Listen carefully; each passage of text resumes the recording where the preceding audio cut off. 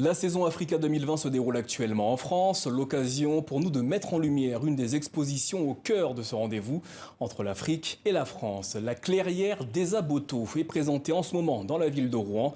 Le fil rouge de cet événement est l'œuvre de Mongo Betty, le célèbre écrivain camerounais.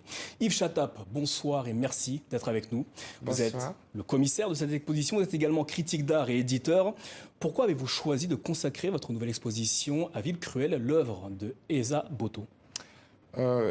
Parce que simplement Eza Boto et Mongo Betty, Alexandre Bihidi Awala, un grand auteur africain, et qu'aujourd'hui on a besoin aussi de redécouvrir des artistes, des auteurs, des romanciers de la première vague. C'était important de remettre au goût, enfin de revenir sur un auteur qui, moi, m'avait intéressé, interpellé quand j'étais adolescent et qui finalement n'était pas vraiment sorti de ma tête quelques années plus tard, adulte. Bien justement, à vos yeux, qu'est-ce que cet ouvrage a de si particulier? Écoutez, c'est un ouvrage qui est majeur pour Mongo Betty parce que il le publie à l'âge de 22 ans. Donc, il est assez précoce à l'époque, en 1954, quand il arrive avec ce roman. C'est une belle critique sociale, une analyse d'un monde à une époque, mais tellement empreinte de réalité, et même si on reste dans l'imaginaire, ça reste un roman. Mais j'y retrouvais aujourd'hui, des notes de notre société, de l'évolution de nos sociétés, de la manière dont, de ce monde, enfin, de cet imaginaire dont nous parlait Mongo Betty. Je voyais aussi sa vie en Normandie, à Rouen, où il a vécu pendant 33 ans, donc avec ce fleuve, la Seine. Donc ça me paraissait intéressant de trouver des liens et de le rencontrer un peu plus que dans la lecture, et d'emmener des artistes aussi, que je remercie, pour leur participation, à penser, à voir, à revivre pour certains, à découvrir pour d'autres un auteur camerounais qui mérite aujourd'hui une place, d'autant plus que nous sommes en 2021, il nous a quittés en 2001. Donc, par chance, ces 20 ans étaient aussi l'occasion de lui donner consacrer un hommage. La clairière d'Eza Boto dans l'orangerie du Jardin des Plantes de Rouen a été inaugurée le 18 mai dernier. Comment se décline ce projet? Alors, le projet s'est décliné en 4 opus.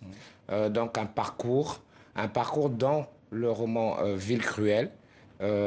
C'était important aussi de raconter ce roman différemment que simplement de le donner à lire aux personnes.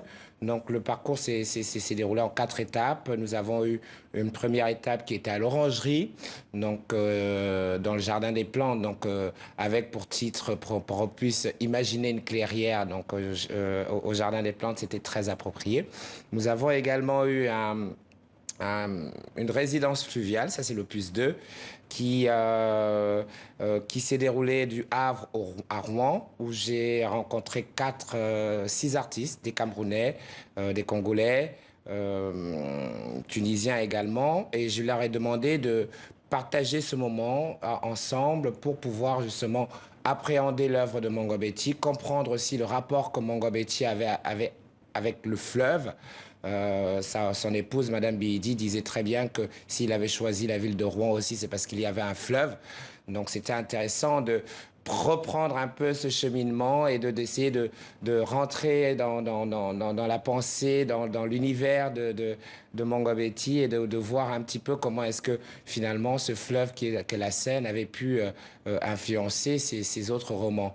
Et ensuite nous avons bien sûr le programme pédagogique. Avant déjà, nous avons l'exposition au Musée des Beaux-Arts, donc avec une artiste comme Malal Andrea Lavidrazana ou John Comfra, mais également Darilo au musée Le Sec des Tournelles. Je vous invite à aller voir cette exposition d'ailleurs.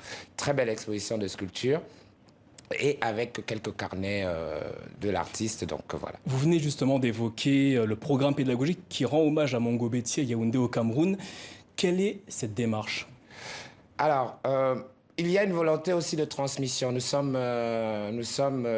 Enfin, avec Sarah Chacha, nous avons choisi d'avoir aussi cette démarche de transmission et qui passait aussi par cette envie de communiquer, de donner envie à une autre génération que la mienne, hein, qui connaît Mongabeti parce qu'on l'a lu, enfin, qui connaît Esaboto parce qu'il a été au programme scolaire pendant plusieurs années.